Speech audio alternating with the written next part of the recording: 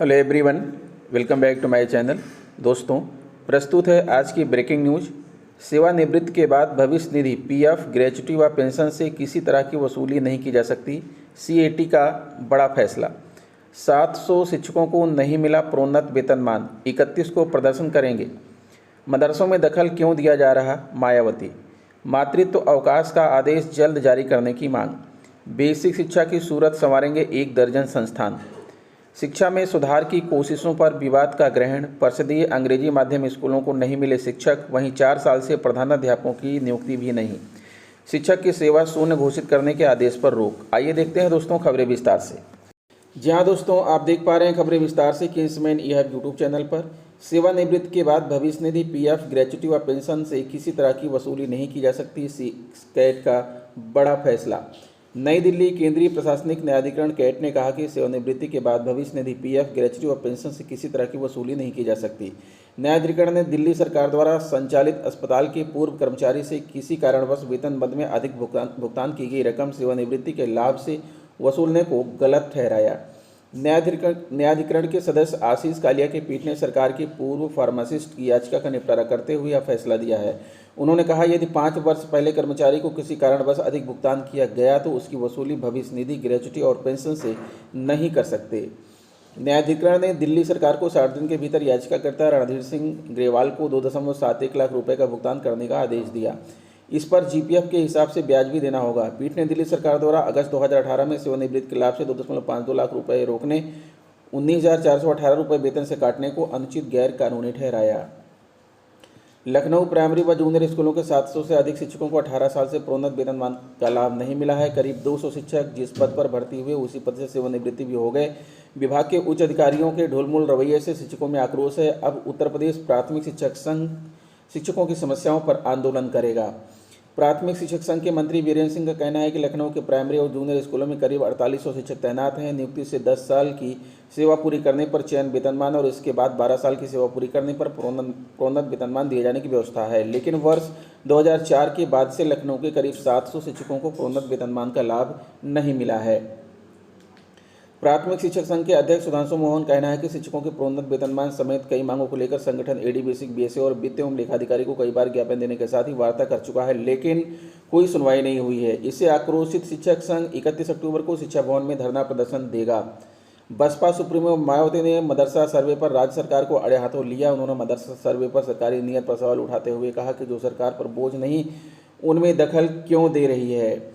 मायावती ने बुधवार को ट्वीट कर कहा कि प्रदेश में निजी मदरसों की संख्या 7500 से अधिक है। यह जानकारी राज्य सरकार द्वारा कराए गए सर्वे से मिली है। गैर मान्यता प्राप्त मदरसे गरीब बच्चों को तालीम देने में लगे हैं। ये सरकार पर बोझ नहीं बनना चाहते तो सरकार इनमें दखल क्यों दे रही है। सरकारी मदरसा बोर्ड के मदरसों के शिक्षक व स्टाफ के वेतन आदि के लिए बजट प्रावधान के लिए खास तौर से सर्वे कराया जाता है। उन्होंने सवाल करते हुए कहा कि क्या सरकार इन निजी मदरसों को अनुदान सूची में शामिल करके उन्हें सरकारी मदरसा बनाएगी। बसपा सरकार ने 100 मदरसों को यूपी बोर्ड में शामिल किया था। उन्होंने कहा कि पहले कांग्रेस सरकार ने भी मदरसा आधुनिकीकरण के नाम पर वहां के छात्रों को उनकी पसंद की उच्च शिक्षा सुनिश्चित करने के बजाय उन्हें ड्राइविंग, मैकेनिक, कारपेंटर आदि के प्रशिक्षण के जरिए छात्रों को तालीम व मदरसों का अपमान किया। मातृत्व अवकाश का आदेश जल्द जारी करने की मांग। लखनऊ परिषदीय व सहायता प्राप्त विद्यालयों में कार्यरत अध्यापकों को 2 साल के अंतराल से पहले मातृत्व अवकाश लेने का आदेश बेसिक शिक्षा विभाग जल्द करे। शिक्षक संगठन यूनाइटेड टीचर्स एसोसिएशन यूटा के प्रदेश अध्यक्ष राजेंद्र सिंह राठौर ने प्रमुख सचिव बेसिक शिक्षा सहित विभाग के उच्च अधिकारियों से पत्र लिखकर जल्द आदेश जारी करने की मांग की है।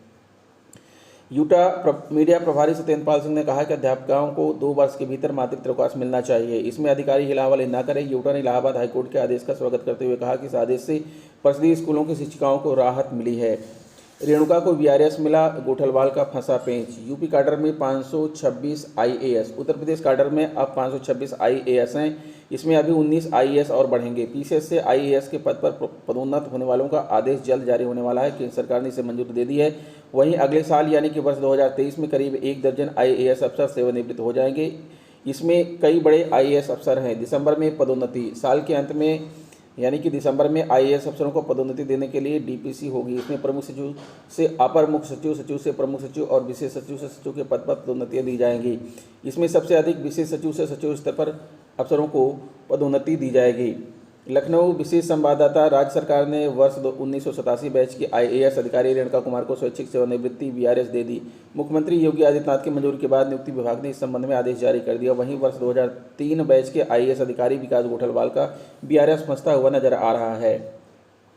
वर्ष 1987 बैच के आईएएस अधिकारी रेणुका कुमार योगी सरकार 1 में उत्तर प्रदेश में कई महत्वपूर्ण पदों पर रही। राजस्व और बेसिक शिक्षा विभाग में उनके द्वारा बेहतर काम किया गया। उन्हें मुख्यमंत्री की विश्वासपात्र अफसरों में माना जाता रहा। वहीं केंद्रीय प्रतिनियुक्ति पर केंद्र सरकार चली गई थी। अचानक उन्हें कार्यमुक्त करते हुए यूपी वापस भेज दिया गया। उन्होंने यूपी में ज्वाइनिंग न देकर वीआरएस मांग लिया। वह वर्ष 2023 में सेवानिवृत्त होने वाली थी। इससे पहले वरिष्ठ आईएएस अफसर जूथिक पांडेरकर का वीआरएस मंजूर हो चुका है।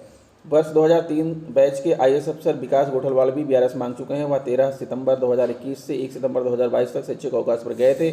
सूत्रों का कहना है कि इस दौरान उन्हें हुए वेतन भुगतान को लेकर पेंच फंस गया है। इसके चलते अभी तक उनका वीआरएस मंजूर नहीं हुआ है। इसको लेकर पत्राचार हो रहा है। बताया जा रहा है कि इसको लेकर स्थिति साफ होने के बाद ही उनका वीआरएस मंजूर हो गया। ये भी हो सकता है कि वह इसे वापस ले लें। लखनऊ प्रदेश के 12 शोध संस्थान और विश्वविद्यालय बेसिक शिक्षा विभाग के साथ काम करेंगे। ये संस्थान विभाग की योजनाओं का आकलन करेंगे। इनमें गिरी शोध संस्थान, जीवी पंत शोध संस्थान के साथ कई विश्वविद्यालयों के समाजकार विभाग शामिल हैं। नवंबर 2022 से 1 साल तक के लिए इन संस्थानों के साथ अनुबंध किया गया है। इन संस्थानों की रिपोर्ट पर नीतियों में बदलाव किया जाएगा। इन्हीं संस्थानों के मार्फत बेसिक शिक्षा विभाग अपने प्रसिद्ध स्कूलों में चल रही डीबीटी योजना का सर्वे पूरे प्रदेश में कराएगा। यह सर्वे इस वर्ष के अंत में करवाया जाएगा। बेसिक शिक्षा विभाग ने 12 संस्थानों को संबद्ध किया है। इसमें प्रयागराज स्थित गोविंद बल्लभ पंत सामाजिक विज्ञान संस्थान, लखनऊ स्थित गिरि विकास अध्ययन संस्थान, आगरा स्थित डॉक्टर भीमराव अम्बेडकर विश्वविद्यालय, मेरठ स्थित चौधरी चरण सिंह विश्वविद्यालय, कानपुर स्थित साहूजी महाराज विश्वविद्यालय, अलीगढ़ मुस्लिम विश्वविद्यालय, बुंदेलखंड विश्वविद्यालय, ज्योतिबा फुले रोहिलखंड विश्वविद्यालय, लखनऊ विश्वविद्यालय, अयोध्या स्थित राम मनोहर लोहिया विश्वविद्यालय के समाजकार व समाज शास्त्र विभागों को समग्र शिक्षा द्वारा नवंबर 2022 से फरवरी 2023 तक संबद्ध किया गया है। ये संस्थान डीबीटी के अलावा मिड डे मील के तहत संचालित कार्यक्रमों, कस्तूरबा गांधी आवासीय विद्यालयों, ऑपरेशन कार्यक्रम, निपुण लक्ष्य आदि का भी रियल टाइम मूल्यांकन करेंगे। एक संस्थान द्वारा एक त्रैमास में 20 दिन फील्ड में भ्रमण कर 5 जिलों का मूल्यांकन का काम किया जाएगा। रसोईया के साथ रोमांस वीडियो वायरल होने के बाद बीएसए ने प्रधानाध्यापक को किया निलंबित। प्रतापपुर एक वीडियो सामने आया जिसमें प्रसिद्ध विद्यालय का प्रधानाध्यापक कार्यालय कक्ष में ही स्कूल के रसोइयों से बेखौफ अश्लील हरकत करता दिख रहा है। वीडियो पुराना बताया जा रहा है क्योंकि हेडमास्टर स्वेटर और कोट पहने दिख रहा है, तो रसोइया भी स्वेटर पहने हुई है। जिस कमरे में यह सब हो रहा है उसमें ऊपर कई महापुरुषों की तस्वीरें भी लगी हुई हैं। बीएसए प्रवीण तिवारी ने खंड शिक्षा अधिकारी राकेश यादव से पूरे प्रकरण की आख्या मांगी, जिसके प्राप्त होते ही हेडमास्टर को निलंबित कर दिया। प्रतापपुर ब्लॉक के प्राथमिक विद्यालय पतैया का स्कूल हेडमास्टर शीतला प्रसाद रसोइया से कार्यालय कक्ष में अश्लील हरकत करते दिख रहा है। चर्चा है कि इस पुरानी वीडियो को लेकर कोई प्रधानाध्यापक को ब्लैकमेल भी कर रहा था। शिक्षा में सुधार की कोशिशों विवाद का ग्रहण। प्रसिद्ध अंग्रेजी माध्यम स्कूलों को नहीं मिले शिक्षक, वहीं 4 साल से प्रधानाध्यापकों की नियुक्ति भी नहीं। प्रयागराज उत्तर प्रदेश में बेसिक शिक्षा में सुधार की कोशिशें विवादों में फंसी रह गई। इसका नतीजा है कि लाखों बच्चों को निःशुल्क एवं अनिवार्य बाल शिक्षा का अधिकार अधिनियम आरटीई 2009 के मानकों के अनुरूप शिक्षा नहीं मिल पा रही। कहीं अंग्रेजी माध्यम में परिवर्तित किए गए प्रसिद्ध स्कूलों में अंग्रेजी भाषा की योग्य शिक्षक नहीं मिले, तो कहीं शिक्षकों की भर्ती ही नहीं हो पा रही। बेसिक शिक्षा परिषद के अंग्रेजी माध्यम से संचालित प्राथमिक एवं उच्च प्राथमिक स्कूलों को 3 साल बाद भी योग्य शिक्षक नहीं मिल सके। प्रदेश भर के अंग्रेजी माध्यम स्कूलों के योग्य शिक्षकों की तैनाती के लिए मार्च 2019 में प्रक्रिया शुरू हुई थी, लेकिन प्रयागराज, लखनऊ, मथुरा, फतेहपुर और बदायूं आदि 13 जिलों में नियुक्ति प्रक्रिया में देरी हुई। उसके बाद मध्य सत्र में तैनाती पर रोक लगा दी गई। उसके बाद कोरोना के कारण सब कुछ ठप रहा। इस मसले पर कुछ शिक्षकों ने हाईकोर्ट में याचिकाएं भी की जो कि लंबित हैं। प्रयागराज के अंग्रेजी माध्यम प्रसिद्ध विद्यालयों में 500 से अधिक शिक्षकों के चयन के लिए 25 मार्च 2019 तक आवेदन लिए गए थे। 16 मई को लिखित परीक्षा हुई। 26 जून से 1 जुलाई तक उत्तीर्ण अभ्यर्थियों का साक्षात्कार हुआ। 31 अगस्त और 1 सितंबर 2019 को विद्यालय के विकल्प भरवाए गए, लेकिन उसके बाद से मामला ठंडे बस्ते में चला गया। 4 साल से प्रधानाध्यापकों की नियुक्ति नहीं। प्रसिद्ध उच्च प्राथमिक विद्यालयों में नियमित प्रधानाध्यापकों की नियुक्ति पिछले 4 सालों से फंसी है।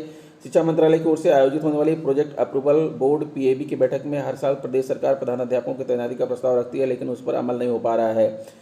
इन स्कूलों में पदोन्नति के आधार पर प्रधानाध्यापकों की तैनाती की जाती है, लेकिन 5 साल पहले कुछ शिक्षकों ने प्रमोशन में टीटी अनिवार्य करने को लेकर याचिका कर दी थी। उस विवाद का निपटारा आज तक नहीं हो सका। प्रदेश में बेसिक शिक्षा परिषद के 44,378 उच्च प्राथमिक स्कूल हैं। इनमें से 75% या 30,000 से अधिक स्कूलों में नियमित प्रधानाध्यापक नहीं है। प्रमोशन न होने से प्रभारी प्रधानाध्यापकों को आर्थिक नुकसान तो हो ही रहा है, शिक्षकों की नई भर्ती में भी अड़चन आ रही है।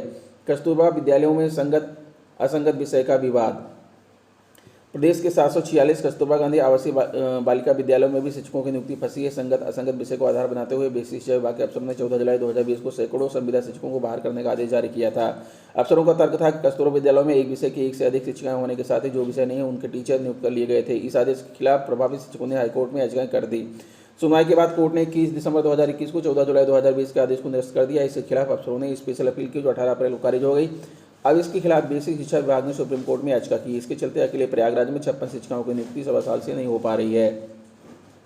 शिक्षकों की सेवा शून्य घोषित करने के आदेश पर रोक। प्रयागराज इलाहाबाद हाईकोर्ट ने सेवानिवृत्ति के बाद अलीगढ़ के एक शिक्षक की सेवा शून्य घोषित करने के आदेश पर रोक लगा दी है। साथ ही इस मामले में राज्य सरकार से 6 सप्ताह में जवाब मांगा है। यह आदेश न्यायमूर्ति सौमित्र दयाल सिंह ने अलीगढ़ के राष्ट्रीय विद्यालय इंटर कॉलेज के रिटायर्ड सहायक अध्यापक जगन्नाथ प्रसाद की याचिका पर दिया है। याचिका को वर्ष 1989 में गौतम बुद्ध विद्यापीठ पटना से जारी बीएड डिग्री के आधार पर नियुक्ति दी गई थी। विभाग को मिली एक शिकायत के बाद डीआईओएस अलीगढ़ की जांच में याचिका की डिग्री अमान्य होने का खुलासा हुआ था। अगस्त 2021 मामले को निदेशालय भेज दिया गया था। सेवाकाल के दौरान याचिका की बर्खास्तगी नहीं हुई थी। अगस्त 2022 में निदेशालय ने याचिका के 33 वर्ष की सेवाओं को शून्य घोषित कर दिया, जिसे याचिका में चुनौती दी गई है। तो दोस्तों ये रहा आज का ब्रेकिंग न्यूज। आशा करता हूँ वीडियो आपको अच्छी लगी होगी। अगर वीडियो अच्छी लगी तो प्लीज़ हमारे चैनल को सब्सक्राइब करके बेल आइकन को प्रेस कर दीजिएगा। मिलेंगे आपसे नेक्स्ट वीडियो में कुछ नई जानकारी लेकर। तब तक के लिए नमस्कार।